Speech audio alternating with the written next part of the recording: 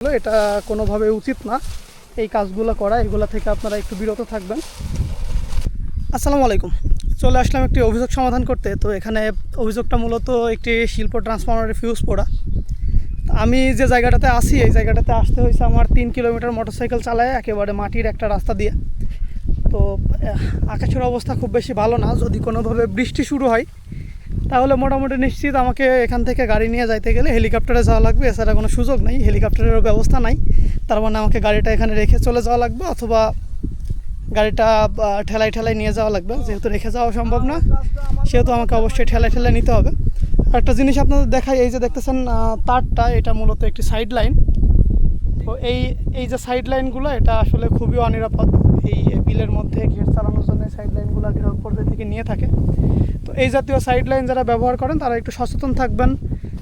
যদি side line না ব্যবহার করা লাগে সেক্ষেত্রে চেষ্টা করবেন সাইড লাইন পরিহার করার। আর যদি সাইড লাইন নিহাতি ব্যবহার করাই লাগে সেক্ষেত্রে আপনারা অবশ্যই ভালো মানের ভালো কোয়ালিটির তার দিয়ে চেষ্টা করবেন, তাহলে কোনো ধরনের দুর্ঘটনা ঘটার সম্ভাবনা থাকবে না।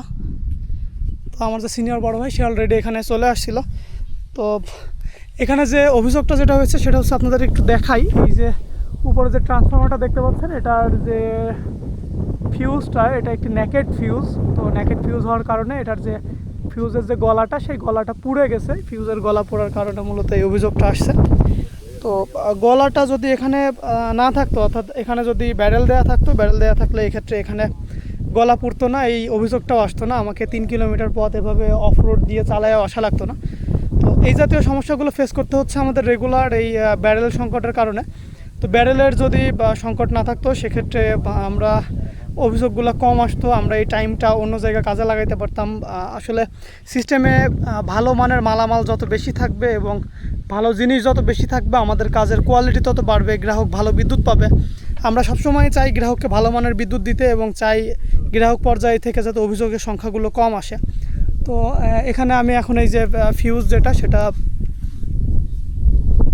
পরাই দিচ্ছি। এই যে ফিউজ বানানো হয়ে গেছে। তো মূলত এই যে গলাটা, এই গলার এখান থেকে পুড়ে গেছিলো স্পার্ক হইতে হইতে। তো এই যে ফিউজটা পরাই দিলাম, ফিউজটা এখন উপরে লাগাবো। তো এটা একটু 10 কেভিএ ট্রান্সফরমার, এখানে 2 এম্পিয়ারের একটা ফিউজ দিলে হয়ে যাবে। তো দেখেন ফিউজ লাগানো হচ্ছে, নেকেড ফিউজ। এখানে এত পরিমাণে বাতাস, আসলে ওয়েদারটা খুবই গরম চারিদিকে, কিন্তু এই মাঠের মধ্যে এসে এখানে বাতাসে একেবারে মনটা জুড়াই যাচ্ছে। আশেপাশে যতদূর চোখ যায় শুধু মাছের ঘেরগুলোতে পানি নাই, যদিও এখন মাছও নাই। সময়টা হচ্ছে ধানের সময়, এবার কৃষকের ধানের ফসলটাও খুব ভালো হয়েছে বলা যায়।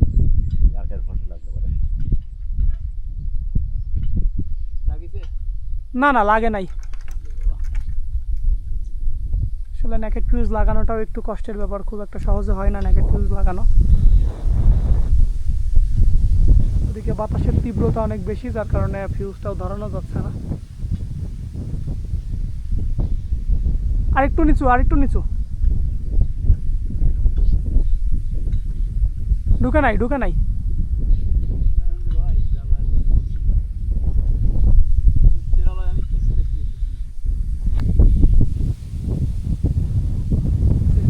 আসলে এত পরিমাণে বাতাস হচ্ছে যে এই বাতাসে ফিউজটা উপরে যে এইচটি লাইনে লাগাবে সেই জায়গাটাতে আসলে লাগানোই যাচ্ছে না অতিরিক্ত বাতাসের কারণে। হ্যাঁ লাগছে। এবার লাগানো হয়ে গেল, এবার ফিউজটা নিচে ধরাই দিলে হয়ে যায়। আসলে গলা কাটলে আমরা মোটামুটি নিশ্চিত থাকি যে ট্রান্সফরমার ভালো আছে, কিন্তু ট্রান্সফরমারের এই মাঠের মধ্যে ফিউজগুলো যদি পুড়ে যায় সেক্ষেত্রে আমরা একটু ভয়ে থাকি, মনে হয় নষ্ট হয়ে গেল। কারণ অধিকাংশ ট্রান্সফরমারেরই কোনো লাইটিং অ্যারেস্টার নাই, যেহেতু একদম ফাঁকা মাঠের মধ্যে বিদ্যুৎ বজ্রপাত হলে সবসময় উঁচু জিনিসের উপরে বজ্রপাত হয়, ট্রান্সফরমার ভালো থাকার সম্ভাবনাও কম থাকে। তো এখানে ট্রান্সফরমার যে ফিউজটি সেটা লাগানো হয়ে গেল।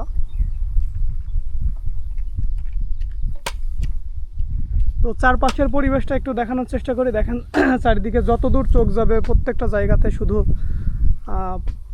এক কথাই ধান ক্ষেত আর ধান ক্ষেত। এদিকে আর একটা জিনিস আপনাদের দেখায়, সেটা হচ্ছে এই যে লাইনটা, এটা টোটালি অটো করা ছিল, গ্রাহক এখানে নাই। তো যেহেতু গ্রাহক এখানে নাই, গ্রাহকের মোটরটি অটোমেটিক সুইচ দেওয়া ছিল, এটা কোনোভাবে উচিত না এই কাজগুলো করা, এগুলো থেকে আপনারা একটু বিরত থাকবেন। এই দেখেন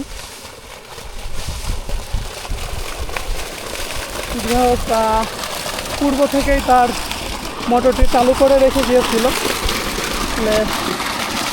একেবারে শীতল পানি, মনটা পুরো শীতল হয়ে যাওয়ার মতো অবস্থা। খুব ভালো লাগে এই জিনিসগুলো। আমরা অভিযোগ সমাধানের ফলে এখানে গ্রাহকের মোটরটিও চালু হয়ে গেছে। এই যে পরিবেশটা, এটা সাতক্ষীরাতে আসলে প্রতিনিয়তই দেখা যায় এই ধরনের পরিবেশ। তো আমরা অভিযোগ সমাধান করে দিলাম, সমাধান করে এখান থেকে এখন আমরা বেরোয় যাব। তো ভালো থাকবেন সবাই, ধন্যবাদ।